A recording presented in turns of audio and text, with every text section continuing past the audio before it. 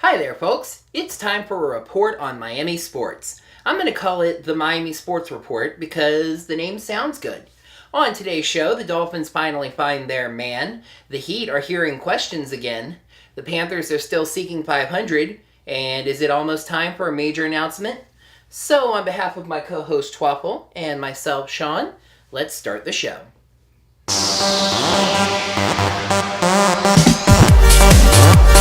The Miami Dolphins' search for a general manager has been well publicized, more for its oddities and failures than the search itself. With the Dolphins keeping on head coach Joe Philbin and even hiring new offensive coordinator Bill Lazor before finding a new GM, it really seemed like the Dolphins were looking for somebody that would answer to them, basically a yes man. It really seemed like what the Dolphins were looking for was a kiss-up.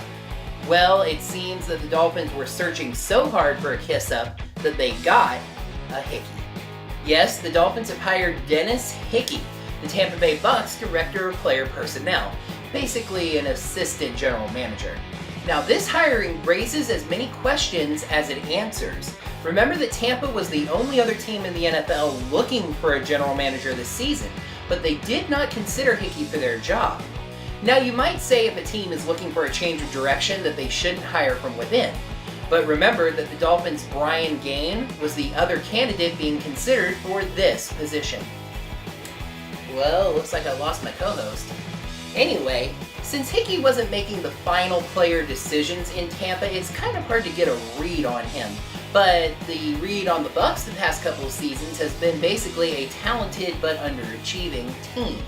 What's more concerning than Hickey's reputation is the reputation the Dolphins apparently had with their other candidates for the position. The Dolphins were apparently turned down by as many as 3 different candidates that they were prepared to offer the job to. Cleveland's Ray Farmer turned down even doing a second interview. The Dolphins then offered the position to the Patriots' Nick Cassero, who turned it down, though some people believe that he only interviewed in order to climb the Patriots' ladder. The Dolphins then offered the job to the Titans' Luke Dawson, who also turned the job down, saying that it wasn't a good fit for him or his family. Left between Hickey and Gaine, the Dolphins decided to at least try and sell a new direction. Being an NFL general manager is the big chair, the top of the team building ladder. There are only 32 of those jobs in the league, and only 2 of them were available this year. Yet 3 different candidates, all with current jobs lower than general manager, turned down the chance to be one for the Dolphins. What was revealed during this interview process that chased away some quality candidates? Now, all of that said, this may all just be for naught anyway. Hickey's hiring may have been a case of just pick someone. With a middle-of-the-road draft pick, it's unclear what impact Hickey can have in one season. If the Dolphins miss the playoffs, that's likely the end of the road for head coach Joe Philbin. A new coach probably wants to come in and clean house, and Hickey gets booted out after one season anyway. Now, that being said, I of course hope that Hickey can have some great ideas and turn this team around right away. Moving on to hockey, the Florida Panthers have been struggling all season long to try to make up for a terrible beginning and just try to climb back to 500. They had 4 games this week to try to work on that, so let's see how they did. We start at the Joe Louis Arena in Detroit, where the Panthers face their new conference foes, the Red Wings. Sean Bergenheim hit the twine early in the first to give the Cats a 1-0 lead. But the second period belonged to the Red Wings, who scored 3 goals to take a 3-1 lead into the third period. Jesse Winchester scored first in the third to narrow the score to 3-2, but the Wings scored again, extending that back to a 2-goal lead.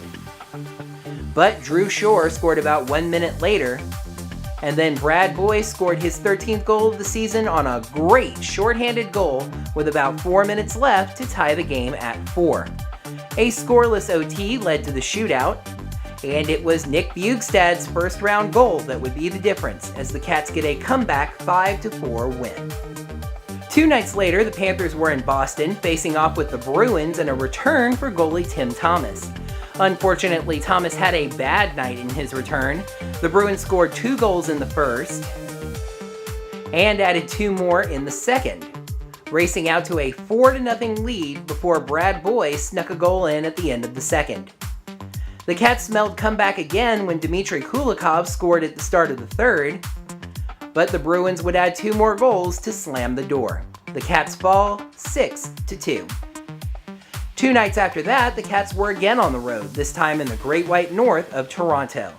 The Cats jumped out to a 2-0 lead on goals by Nick Bjugstad and Sean Bergenheim. But a stretch of opponents' goals did the Cats in again, as the Leafs would score the next 5. That stretch left the Cats down 5-2 before Dmitry Kulikov scored in the third. The Leafs added one last insurance goal and won 6-3. And finally, no footage on this one, but we can talk about it. Saturday, the Panthers finished the 4-game road trip taking on the Columbus Blue Jackets. Columbus sandwiched a Brad Boy's goal in the second in the middle of 4 goals of their own, winning the game 4-1. So it was a disappointing 1-3 road trip for the Panthers, which drops them to 21, 27, and 7 with 49 points. Let's see what the first week of February holds. In the Panthers' last 3 games before the Olympic break, the Cats will host Toronto on Tuesday, the Red Wings on Thursday, and head to Carolina on Friday. The Miami Heat have lost a couple of games in recent days, and in the grand tradition of the NBA lately, that has brought some of the naysayers out of the woodwork. Let's see if the Heat can send those naysayers back where they came from with this week's slate. The week started with a rematch of last year's classic final series, with the Heat at home taking on the Spurs. But this game was not as classic. Chris Bosh led the Heat with 24 points, with LeBron James scoring 18, and Mario Chalmers scoring 16. Michael Beasley scored 12 off the bench, and the Heat won 113-101. On Wednesday, the Heat were back in the AAA, taking on the Oklahoma City Thunder. LeBron James scored 34 to lead the Heat. Chris Bosh scored 18 points, and Dwayne Wade returned to score 15.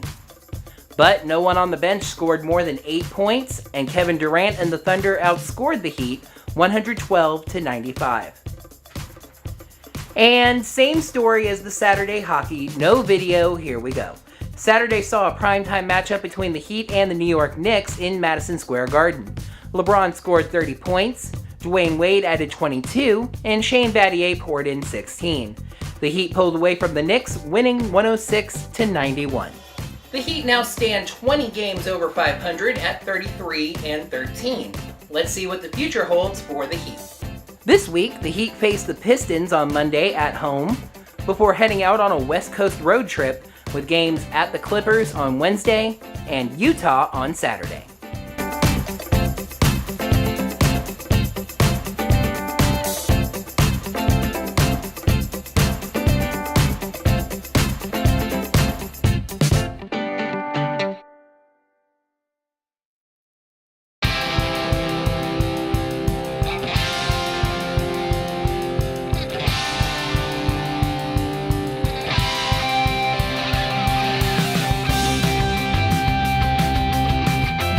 Finally, we move on to the Miami Soccer Report, because that's basically what the featured story is at this point. Anyway, on Saturday, Facebook group MLS Miami Bid posted what appears to be the invitation we have all been waiting for. It says that on Wednesday, February 5th, at the Perez Art Museum, David Beckham, MLS Commissioner Don Garber, and Mayor of Miami-Dade Carlos Jimenez will meet with the media to make an announcement that will significantly impact the Miami community. Alright, so this is it. This is the announcement, right? Yeah, let's go. Let's do this. Hashtag MLS22. Well, let's add a touch of hashtag caution. As of time of writing, which is early Sunday morning because I am off schedule, neither of the major Miami newspapers had made any mention of this invitation. An article on MLSsoccer.com that mentioned the parties would be making an announcement in early February does appear to have been edited to now say that Mayor Jimenez has confirmed the date of this meeting to the Miami Herald. Basically what I'm saying is there's not nearly as much smoke as I would expect for an announcement of the impact that this one should make. All in all, I guess we're just going to have to see what happens on Wednesday. That is going to do it for this edition of the Miami Sports Report. Thank you so much for watching.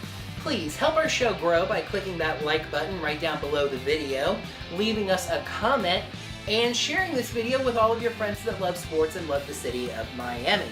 Also, look for us on Facebook and Twitter. Once again, thank you so much for watching. Please enjoy Bumbles and Fumbles, and until next time, go Miami!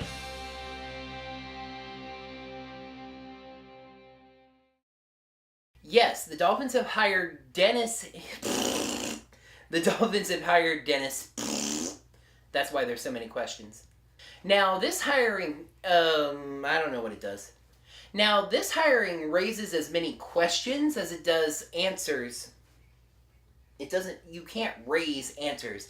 This hiring raises as many questions as it answers. Anyway, what's more concerning than that is the other thing. Yet the Dolphins were turned down by 3 different candidates with current... It's one of the... Forgot the rest of the paragraph right away. They had a...